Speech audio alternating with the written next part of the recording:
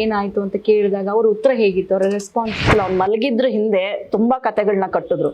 ಅವ್ನು ಡ್ರಗ್ಸ್ ತಗೋತಿದ್ದ, ಅವ್ನ್ ಏನೋ ಗ್ಯಾಂಗ್ರೀನ್ ಆಗ್ಬಿಟ್ಟಿತ್ತು, ಅವ್ನಿಗೆ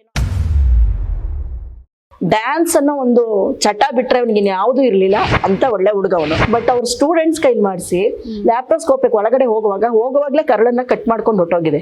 ಇದನ್ನ ಓಪನ್ ಮಾಡಿ ಕರಳನ್ನ ದಿನ ತೆಗಿಯೋದು, ಆಗ ಇದನ್ನೆಲ್ಲ ತೆಗಿಯೋದು. ನೋಡಿ, ವೈಟ್ ಪ್ಲೇಟ್ಲೆಟ್ಸ್ ಒಬ್ಬ ಮನುಷ್ಯನಲ್ಲಿ ಹುಟ್ಟಿದ್ರೆ 3 ದಿನ 4 ದಿನ ಇರುತ್ತೆ, ಅವನಿಗೆ ಆಗ ಹುಟ್ಟಿ ಆಗ್ಲೇ ಸತ್ತೋಗ್ತಾ ಇತ್ತು. ಅಳ್ಬೇಡಮ್ಮ, ನಾನಿದ್ದೀನಿ, ಅಳ್ಬೇಡ. ಚಿನ್ನವನ್ನು ಮಾರುವ ಬುದ್ಧಿವಂತರ ಆಯ್ಕೆ Hindustan gold company. Hindustan gold company, ಇದು ನಿಮ್ಮ ಕಂಪನಿ ಅಲ್ಲ, ನಮ್ಮೆಲ್ಲರ ಕಂಪನಿ.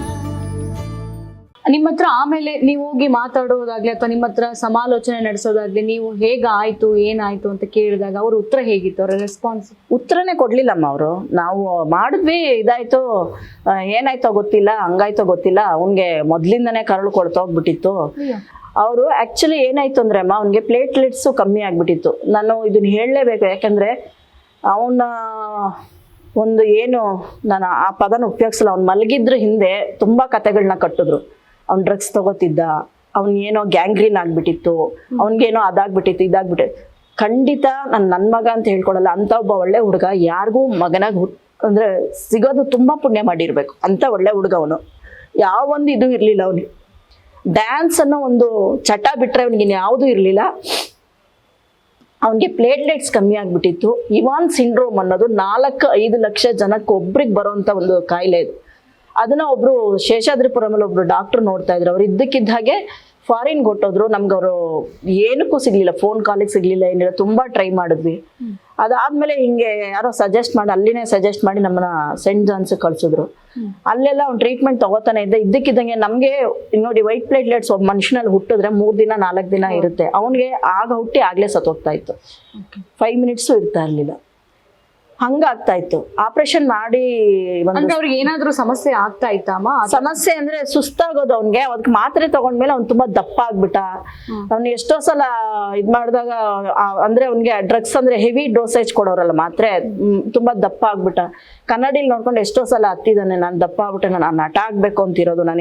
ನಾನು ಏನು ತಲೆ ಕೆಡಿಸ್ಕೋಬೇಡ ಮಗ, ಸಣ್ಣ ಇದ್ರೆ ದಪ್ಪ ಆಗ್ಬೋದು, ಆರ್ಟಿಸ್ಟ್ ಆಗ್ಬೇಕು ಅನ್ನೋದೇನಿಲ್ಲ, ನಿನ್ನಲ್ಲಿ ಟ್ಯಾಲೆಂಟ್ ನಾವೆಲ್ಲ ಇದೀವಿ, ನಿನ್ಗೆ ಯಾಕೆ ಹಂಗೆ ಇದ್ ಮಾಡ್ತೀಯ ಅಂತ.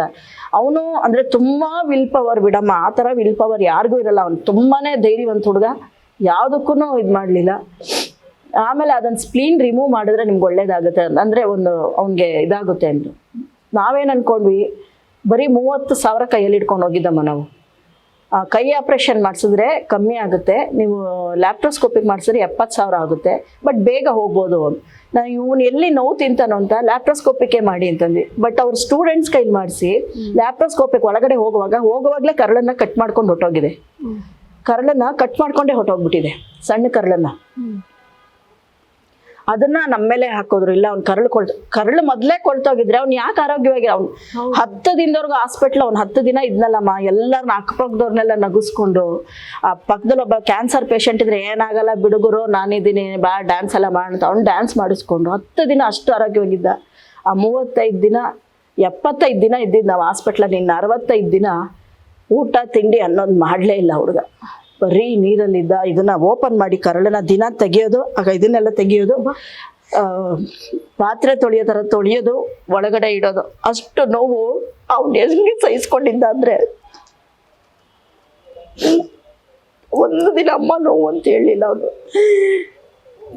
ನಮಗ್ ಕೇಳೋರ್ಗೆ ಎಷ್ಟು ಇದಾಗುತ್ತೆ ಅಮ್ಮ. ಹೇಳಿದ್ನಲ್ಲಮ್ಮ, ನರ್ಕ ನೋಡ್ಬಿಟ್ಟು ನೋಡಿದೀರಾ ಅಂದಾಗ ಅವ್ನು ಹೇಳ್ತಾ ಇದ್ದಿದ್ದಂಗೆ, ಕಡೆ ದಿನ ಅವ್ನು ಹೋಗ್ತಾ ಇದ್ದಾನೆ, ಪಲ್ಸ್ ರೇಟ್ ಕಮ್ಮಿ ಆಗ್ತಿದೆ, ಬಾಯಿಗೆ ಹಾಕಿದ್ದಾರೆ, ಆಗ್ಲೂ ಕಣ್ಣಿಂಗ್ ಅಂದು ಅಳ್ಬೇಡ, ಅಳ್ಬೇಡಮ್ಮ, ನಾನಿದ್ದೀನಿ, ಅಳ್ಬೇಡ, ನೀನು ಅಳ್ಬೇಡ ಅವನು ಹೇಳ್ತಾ.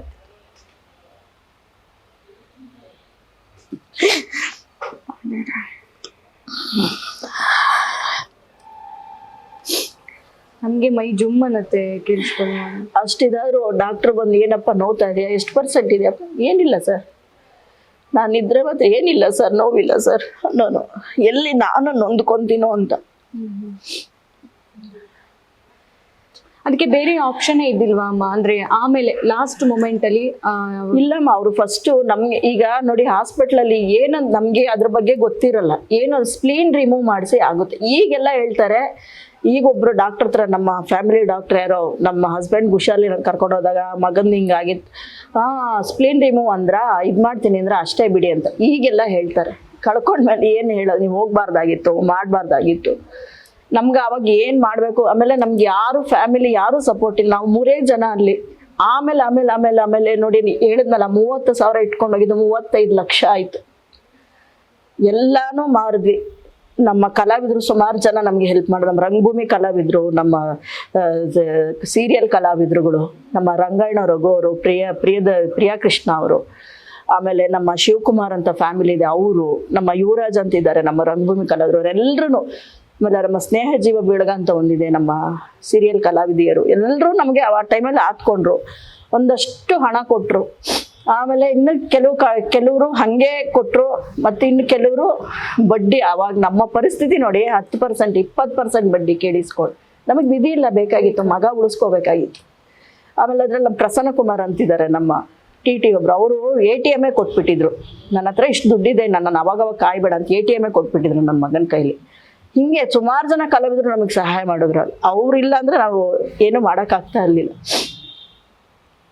ಬಟ್ ಜೀವ ಉಳಿಲಿಲ್ಲ ಅನ್ನೋದೇ ಒಂದು ಬೇಜಾರು. ಏನ್ ದುಡ್ಡು ಹೋದ್ರೆ ನಮ್ಮ ಅವನೊಬ್ಬ ಇಲ್ಲ ಅನ್ನೋದೊಂದೇ ನಮ್ಗೆ ಕೊರಗು. ನಿಮಗೆ ತುಂಬಾ ಪೆಟ್ಟ ಅನ್ಸುತ್ತಲ್ವಾ ಅವನು? ಹೌದೌದು, ನನ್ಗೆ 2 ಮಕ್ಳು, ನನ್ಗೆ ಪೆಟ್ಟ. ಅವ್ನು ತುಂಬಾನೇ ಏನಂದ್ರು ಯಾವಾಗ್ಲೂ ಆಶಾರಾಣಿ ಆಶಾರಾಣಿ ಹೆಸರಿಟ್ಟು ಕರಿಯೋನು. ಈ ಹೆಸರಲ್ಲೇ ರಾಣಿ ಇದೆಯಮ್ಮ, ನಿನ್ ರಾಣಿ ತರ ನೋಡ್ಕೊಳ್ತೀನಿ ಅನ್ನೋನು. ಒಟ್ನಲ್ಲಿ ಅವ್ನು ಉಳಿಸ್ಕೊಳ್ಳೋ ಯೋಗ್ಯತೆ ನಮ್ಗಿರ್ಲಿಲ್ವೇನೋ ಅಷ್ಟೇ ನಾನು ಅನ್ಕೊಳ್ಳೋದು. ಈಗಲೂ ಬೆಳಗ್ಗೆ ಎದ್ದ ತಕ್ಷಣ ಅವನ ನಂಬರ್ನ ನಾನೇ ನನ್ನ ಮೊಬೈಲ್ಗೆ ಹಾಕೊಂಡಿದ್ದೀನಿ. ನನ್ನ ಮೊಬೈಲಲ್ಲೇ ಇರೋದೊಂದು ಗೊತ್ತು. ಬೆಳಗ್ಗೆ ಎದ್ದ ತಕ್ಷಣ ಗುಡ್ ಮಾರ್ನಿಂಗ್ ಮಗನೇ ಹಾಕ್ತೀನಿ, ಮಲಗೋವಾಗ ಗುಡ್ ನೈಟ್ ಮಗನೆಯಿಂದ ನನ್ನ ಡೇ ಮುಗಿಯುತ್ತೆ. ಈಗಲೂ ಇಲ್ಲೇ ಎಲ್ಲ ಜೊತೆಗಿದ್ದಾನೆ ಅಂತ ಅನ್ಸುತ್ತೆ. ಏನು ಮಾಡೋದು.